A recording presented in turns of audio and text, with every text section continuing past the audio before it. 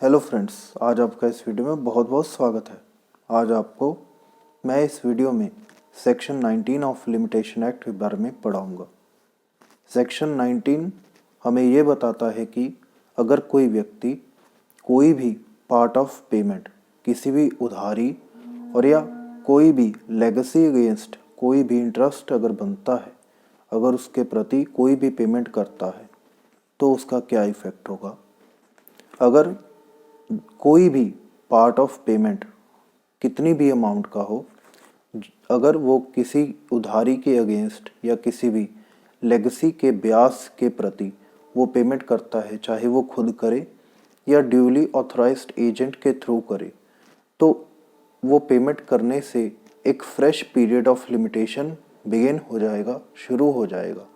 Payment करने के दिन से ही एक नया पीरियड ऑफ लिमिटेशन हम काउंट करेंगे। ये वो पेमेंट उस फ्रेश पीरियड को स्टार्ट कर देगी, उस नए लिमिटेशन पीरियड को जन्म देगी। और इसके बाद सेक्शन 19 हमें ये बताता है कि वो पेमेंट के अगेंस्ट एक रिटन एक्नॉलेजमेंट होनी चाहिए, या वो उस व्यक्ति के द्वारा ही लिखित होनी चाहिए जो वो पेमेंट कर रहा है, या उस व्यक्ति या एजेंट के थ्रू जो ड्यूली ऑथराइज्ड है उसके द्वारा साइंड होनी चाहिए। और इसमें आगे हमें यह बताया गया है कि अगर कोई भी मॉर्टगेज प्रॉपर्टी का केस हो और उसके अगेंस्ट, अगर जैसे मॉर्टगेज प्रॉपर्टी है, उसने मॉर्टगेजी के पास मॉर्टगेज कर दी गई है और व्यक्ति उसमें रह रहा है उसी प्रॉपर्टी पर, और वो एज अ रेंट भी उसे प्रदान करे, तो जो भी रेंट की रसीद होगी, रेंट की पेमेंट होगी, उसे भी हम एक वैलिड पेमेंट ही मानेंगे। तो उस पेमेंट के मुताबिक ही एक नया लिमिटेशन पीरियड भी शुरू हो सकेगा। और कोई भी अगर उस लैंड पर कोई भी प्रोड्यूस हो, कोई भी पैदावार होती हो, और उस प्रोड्यूस का, जैसे मान लें कि प्रोड्यूस कोई भी एग्रीकल्चरल लैंड है जो मॉर्टगेज्ड है और उस पर कोई भी प्रोड्यूस है, अगर उसकी कटाई के बाद उसके जो भी मॉनेटरी बेनिफिट आएंगे उसे भी हम एक पेमेंट मान सकते हैं और एक नया फ्रेश पीरियड ऑफ लिमिटेशन उसके बेसिस पर शुरू किया जा सकता है। और इस सेक्शन में ये क्लियर आउट बड़ी क्लैरिटी से किया गया है कि अगर कोई भी डेट में ये इंक्लूड नहीं होगा कि कोई भी पेमेंट जो किसी भी कोर्ट के ऑर्डर या डिक्री के अगेंस्ट दी गई हो, उसको हम डेट में इंक्लूड नहीं करेंगे। और जो भी सेक्शन 19 है, ये क्लियरली दो चीज़ों को ही अट्रैक्ट करता है।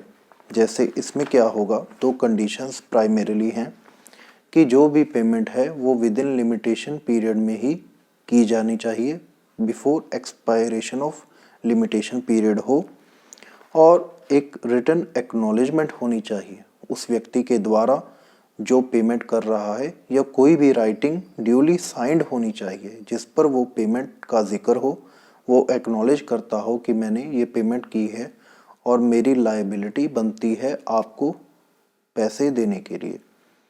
और इसमें एक जिक्र किया गया है एक शब्द का, जैसे आप समझे लेगेसी का, इस वर्ड का क्या मीनिंग है। लेगेसी और बिक्वेस्ट ये दोनों एक ही सिक्के के दो पहलू जैसे आप समझ सकते हैं। लेगेसी को ये रिलेट करते हैं रिलेशनशिप पर, जैसे कोई भी फादर अपने सन के हक में थ्रू विल कोई भी चीज़ उसके नाम कर जाए, जैसे कोई पर्टिकुलर स्किल हो, कोई पर्टिकुलर हैबिट हो, प्रॉपर्टी हो, राइट हो, उसको प्रदान कर जाए, उसको हम लेगेसी कहते हैं। और जो वर्ड है बिक्वेस्ट, बिक्वेस्ट का भी यही मतलब है, सिमिलर है कुछ इसी तरह से, कि कोई पर्सन बाय विल किसी पर्सन को कोई प्रॉपर्टी या राइट प्रदान कर जाए। पर बिक्वेस्ट में क्या फ़र्क होता है कि इसमें कोई भी ब्लड रिलेशन नहीं होता, ये नॉन रिलेशन पर बेस्ड है, कोई भी रिलेटिव इसमें नहीं इंक्लूड होता, इसमें कोई भी रिलेशन नहीं होता। और लेगेसी में इसमें रिलेशन कायम होता है, कोई भी ब्लड रिलेशन आपको मिलेगा, पर दोनों में जो भी एक्ट किया जा रहा है एक तरह से सेम ही है। और इसके आगे सेक्शन 18 और 19 में डिफरेंस क्या है? जो सेक्शन 18 है वो तो किसी भी राइट और प्रॉपर्टी पर लागू होता है, और जो सेक्शन 19 है ये डेब्ट और लेगसीज पर अप्लाई किया जा रहा है। सेक्शन 19 में जो भी इसका बेनिफिट लेने के लिए ये हैविली प्लेंटिफ पर बेस्ड है कि उसको ही यह साबित करना होगा इस सेक्शन का बेनिफिट लेने के लिए जो भी रिक्वायरमेंट्स होगी उसको, जो भी सेक्शन 19 में बताया गया है कि एक्नॉलेजमेंट होनी चाहिए, डेब्ट होना चाहिए, पर्सन लायबल होना चाहिए, ये प्लेंटिफ को ही साबित करना होगा अगर उसे इसका बेनिफिट लेना है तो। इसमें एक बात और देखी जाती है कि पेमेंट अगर चेक के थ्रू हो तो क्या होगा। अगर चेक के थ्रू पेमेंट की जा रही है तो ये नहीं कि जिस दिन उसने चेक हैंडओवर किया है उसी दिन से पेमेंट मानी जाएगी, वैलिड पेमेंट मानी जाएगी। जी नहीं, जिस दिन उसने जो चेक पेमेंट के लिए बैंक में दिया और जब वो चेक ऑनर होगा उसके बाद ही वो वैलिड पेमेंट मानी जाएगी। जिस दिन चेक की अमाउंट अकाउंट में क्रेडिट होगी पेमेंट मानी जाएगी। असल में अगर वो विद इन लिमिटेशन होगा तभी सेक्शन 19 के अकॉर्डिंग उसको बेनिफिट दिया जा सकता है। अगर हैंडओवर पहले किया गया हो और पेमेंट बाद में हो तो सेक्शन 19 का बेनिफिट नहीं मिलेगा। सिर्फ चेक को हैंडओवर करना ही वैलिड पेमेंट नहीं मानी जाएगी। और इसमें कुछ और डिफरेंसेस भी हैं। सेक्शन 18 जो अप्लाई करता है उसे हम यूज़ करते हैं सूट्स और एप्लीकेशंस के लिए, किसी भी राइट और प्रॉपर्टी को क्लेम करने के लिए किसी पर्सन के अगेंस्ट। और जो सेक्शन 19 है ये सूट्स पर ही एप्लीकेबल है, पर जो इसका बेस है वो डेब्ट्स और लेगसीज हैं। और इसमें एक बात और बताई गई है कि एक्नॉलेजमेंट कैसी होनी चाहिए, किस व्यक्ति के द्वारा होनी चाहिए। सेक्शन 18 में तो यह बताया गया है कि जो भी एक्नॉलेजमेंट है वो उस व्यक्ति के द्वारा दी गई होनी चाहिए जिसके अगेंस्ट हम कोई भी राइट और प्रॉपर्टी क्लेम कर रहे हैं, उसके द्वारा ही रिटन होनी चाहिए, साइंड होनी चाहिए, जिससे हमने वो प्रॉपर्टी और राइट मांगा हो कि हम इसके हकदार हैं, आपको इसे प्रदान करना चाहिए। पर सेक्शन 19 है जो उन सभी व्यक्तियों पर अप्लाई होगा जो वो उस पर्टिकुलर डेट और लेगेसी को देने के लिए कानूनी तौर पर लायबल हैं, और जो जैसे लेगेसी के केस में कोई सब्सिक्वेंटली जो टाइटल एक्वायर कर रहा है वो पर्सन, जैसे बाप के बाद उसका बेटा, तो वो भी लायबल होगा सेक्शन 19 में पेमेंट करने के लिए। अगर वो कोई पेमेंट करता है तो सेक्शन 19 का बेनिफिट हम उसके अगेंस्ट भी ले सकते हैं। और आगे हम जब इस सेक्शन में आगे चलें तो इसमें क्या है, सेक्शन 18 में ये फ़र्क है कि अगर कोई भी एक्नॉलेजमेंट है तो ज़रूरी नहीं है सेक्शन 18 में कि वो एड्रेस करे कि इस व्यक्ति के अगेंस्ट ही मैं ये एक्नॉलेजमेंट इशू कर रहा हूँ कि मैं इस पर्सन के अगेंस्ट लायबल हूँ।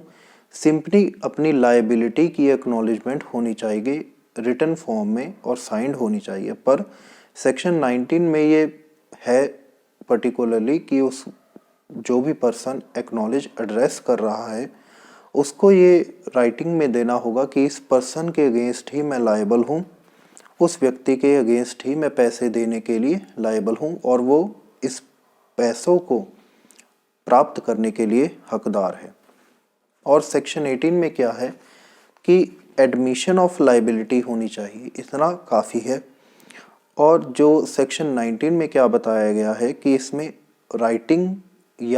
राइटिंग हो उसी पर्सन के द्वारा जो लायबल है पेमेंट के लिए देने के लिए उस जो भी उधार है, या उसके द्वारा ड्यूली साइंड होना चाहिए, उस व्यक्ति के एजेंट के द्वारा भी साइन किया हुआ माना जा सकता है। और जो एक तो ट्रांजैक्शन ज़रूर होनी चाहिए, किसी न किसी तरह की पेमेंट सर्टेन अमाउंट की पेमेंट ज़रूर होनी चाहिए। और इसके बाद इसमें ये नहीं बताया गया है कि जो भी पेमेंट है वो किसको प्रदान की जानी है, किसको देनी होगी, पर नेचुरली ये प्रिज्यूम किया जाता है कि जो भी पेमेंट है उस पर्सन को ही दी गई होनी चाहिए जो नेचुरली उस पेमेंट को लेने के लिए एंटाइटल्ड है कानूनी तौर पर। तो आज मैंने आपको सेक्शन 19 के बारे में, इसका मीनिंग, इसके एप्लीकेशन और इसका सेक्शन 18 से क्या डिफरेंस है, क्या इनके मेन पॉइंट्स में क्या डिफरेंस है, ये मैंने आपको बताया।